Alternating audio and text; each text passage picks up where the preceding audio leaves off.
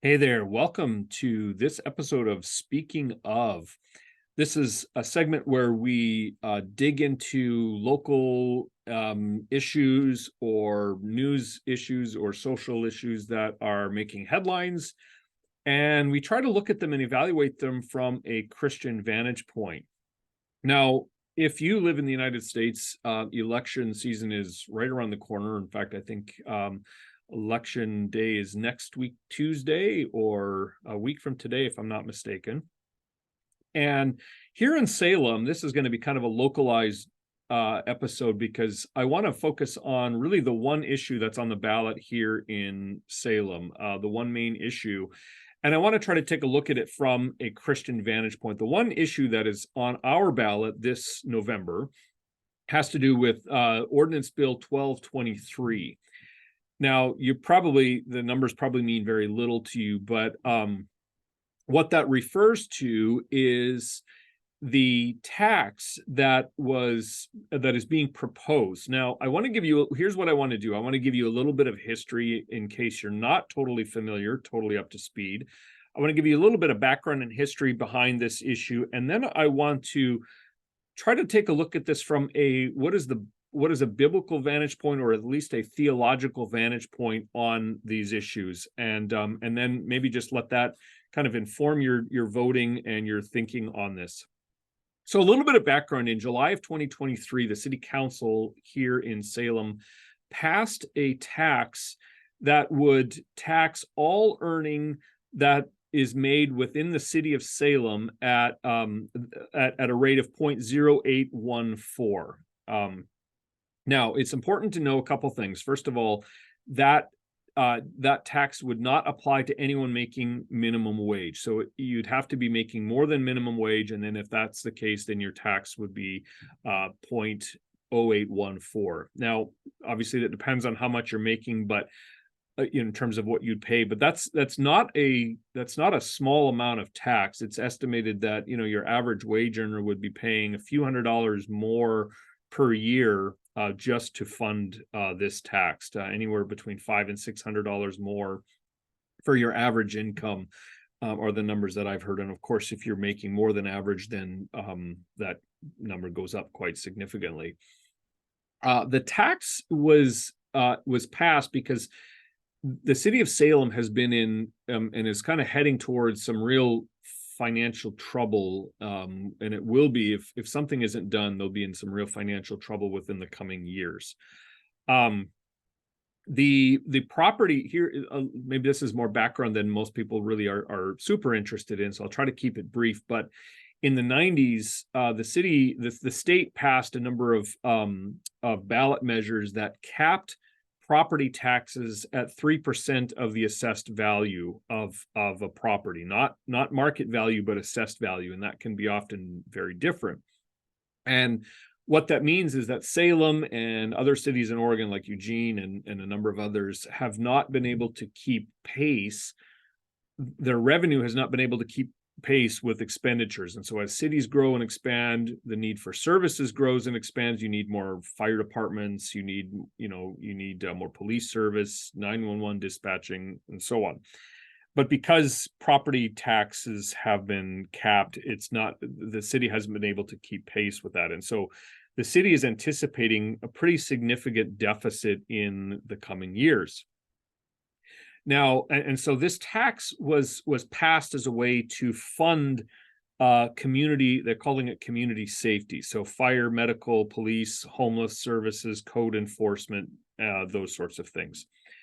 And then the administration of the tax itself. Now, another feature of this tax that's sort of unique and has been a cause for some controversy is the fact that if you do not live within Salem city limits, but you work in the city of Salem, within the city of Salem, then you will be paying the tax. So this applies to people who, let's say, live in Dallas, or you live in Turner, you live in Silverton or Jefferson, and you commute in and you work at, say, in the state government, or you work at Salem Health, then even though you don't live in the city and arguably you don't benefit from the services nearly as much, right? If you live in Silverton and you call the fire department because you're having a medical emergency, or you're calling the police because you've got someone prowling your property, the Silverton Police Department will come out, not Salem. And so but even though this tax is paying for the city of Salem Police Department, so there's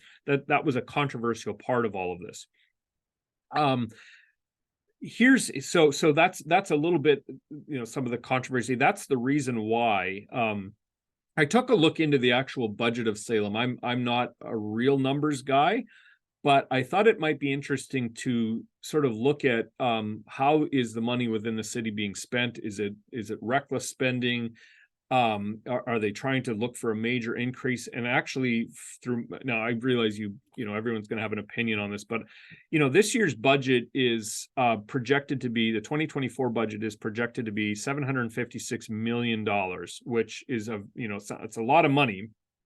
But it's a very small increase over the 2023 budget. It's only 0.6% increase.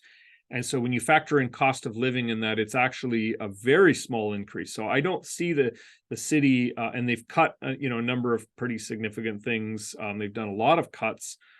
And so I don't see that this is the expenditures are they're trying to keep up with reckless spending, although I'm sure some will disagree on that. But my point is that the budget is a pretty small increase, and that reflects the fact that they are cutting things and services where they can. However, even with that cut, and even with those cuts, they're still projected to be a pretty substantial deficit in the coming years. They're having to dip into their reserves in order to pay the bills. Now, that's a thumbnail sketch, and others would be able to give much more detail and much more information on this. My question is, how do we look at this from a Christian vantage point? What is the Christian perspective on maybe government broadly speaking, but also taxation in a smaller, from a more narrow point of view? And here's where I dug back into John Calvin, because Calvin was one of the reformers who wrote quite a bit. He wrote pretty extensively on the relationship between the government and Christians, between the church and the state.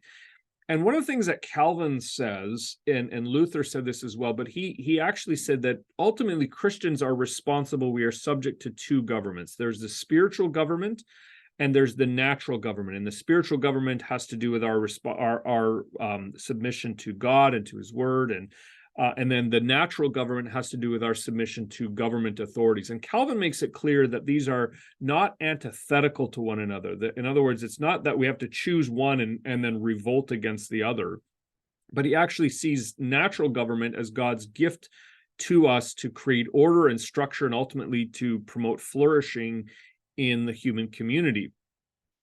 Now, Calvin actually says there's really two dangers that we have to be careful to avoid. He wants to say, first of all, he says there are some that are going to sort of go off the edge of the road and say that because we're subject to God, we need not pay any respect to human authority. Taxation and government, and those are human institutions, and we are free, and we only are answerable to God. And Calvin says, no, that's not right. But then he also wants to push back against those who'd be tempted to go off the other side on the other ditch, and they would say, then that government is, it's the source of all authority, and everything the government does is good, and we have to submit to them in everything and just be quiet and obedient no matter what.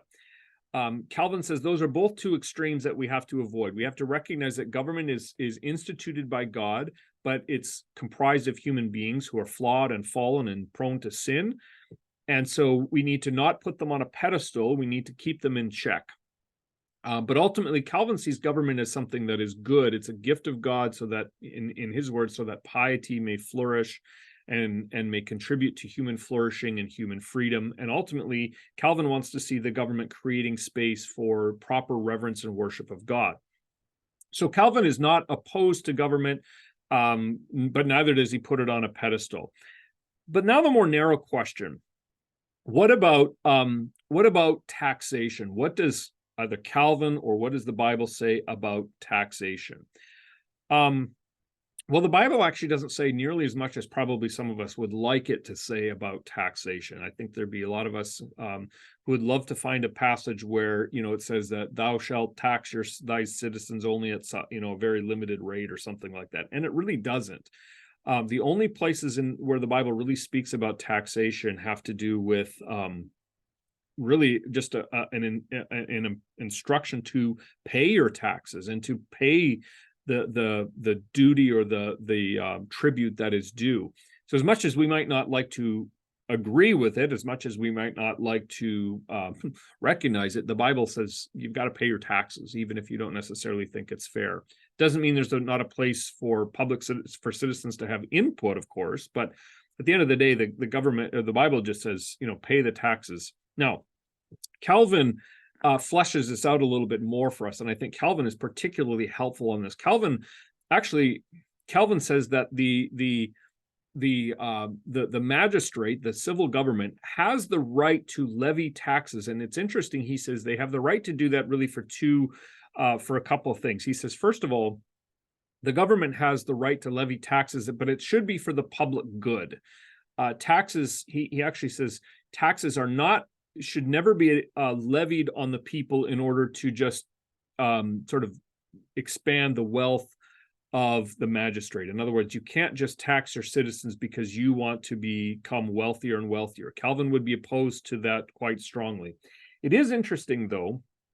Calvin does say that there is room for the magistrate to levy taxes in order for the magnificence of their own household. In other words, Calvin would say that using tax money to pay for, say, like something like the White House, a building that's elegant and fairly opulent, Calvin would be in favor of that, it seems, because Calvin wants to recognize that the civil magistrate, there's a dignity about that. And so for the magistrate to be living in a very poor type of home or very average or ordinary home, Calvin would not necessarily be in favor of that. Calvin would say that those who work and hold positions in public office, there's a dignity about that, and it's reasonable to expect that taxes would pay to support some of that. Now, Calvin would also be quick to say, and he does say this as well,